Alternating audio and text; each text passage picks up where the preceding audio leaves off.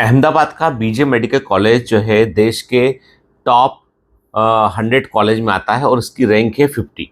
यदि NIRF ranking को देखा जाए तो एनआईआरएफ रैंकिंग के अकॉर्डिंग जो है 2022 में 23 में बीजे मेडिकल कॉलेज अहमदाबाद को 50 रैंक मिला।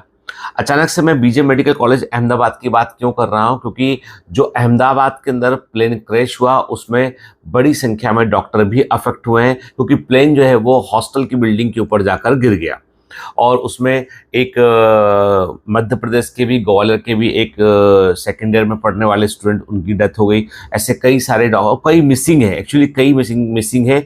जो भी मलबा निकल रहा है, जैसे जैसे निकाल रहे हैं वैसे वैसे मालूम चल रहा है कि वो उसमें है, दबे हैं या क्या कंडीशन। एग्जैक्ट डेथ टोल मालूम नहीं चला है, पर आप सोचिए ना कि कितनी बड़ी विडंबना है कि यदि ये घटना, जो प्लेन क्रैश की घटना कहीं पर भी यदि होती अहमदाबाद के आसपास, तो उन पेशेंट्स को लेके बीजे मेडिकल कॉलेज ही आना पड़ता। वो पूरा प्लेन ही बीजे मेडिकल कॉलेज के ऊपर जाकर, उसके हॉस्टल के ऊपर जाकर वो गिर गया।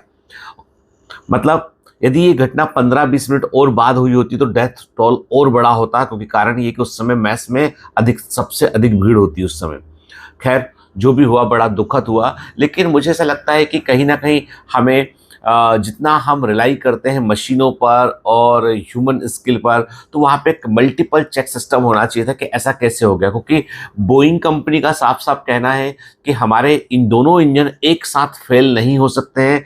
मतलब ये कोई मतलब ऐसा बोले कि इंजन की एरर थी, कोई प्लेन के अंदर कोई एरर थी, ये बड़ा रेयर इंसिडेंस है कि दोनों इंजन, प्लेन के बहुत बड़े ताकत के इंजन होते हैं वो एक साथ फेल हो जाए वो इंजन। क्योंकि ये टाइम प्रूवन इंजन से, कोई ऐसा नहीं कि इनको 1-2 दिन में इनको इन्वेंट किया गया। और प्लेन के अंदर जो चेंजेस होते हैं वो बेसिकली मेनली स्ट्रक्चरल चेंजेस में कंपनियां बहुत इन्वेस्ट करती हैं और इंजन की इफिशिएंसी में। तो इंजन में कोई बहुत बड़ा परिवर्तन एकदम से कंपनियां नहीं करती, क्योंकि ये टाइम टेस्टेड इंजन है। खैर, जो भी हो, इसकी डिटेल इन्वेस्टिगेशन होना चाहिए कि क्या ग्राउंड टीम स्टाफ ने अपना काम ठीक से नहीं किया। कहते हैं कि पायलट को जब ग्राउंड टीम पूरा का पूरा इंस्पेक्शन कर लेती है, पायलट को रिपोर्ट मिलती है, फिर पायलट डबल चेक करता है तो कहाँ पे चूक हुई है। क्योंकि बोइंग का एक्सीडेंट जो है ना, इसमें हम कंपनी को क्लीन चिट नहीं दे रहे हैं। प्लेन की तकनीकी खामियों की, कितना पुराना प्लेन था उसकी जांच होना चाहिए, साथ में जांच होना चाहिए कि किसकी त्रुटि थी। क्योंकि एक छोटी सी गलती से देखो आप कि कई सौ लोगों की जान चली गई। बहुत दुखद है भारत के लिए। मतलब आप समझ लीजिए कि एक बहुत दुख का क्षण है और प्लेन क्रैश जो है वो बड़े सीवियर इंसिडेंट्स में से एक होता है।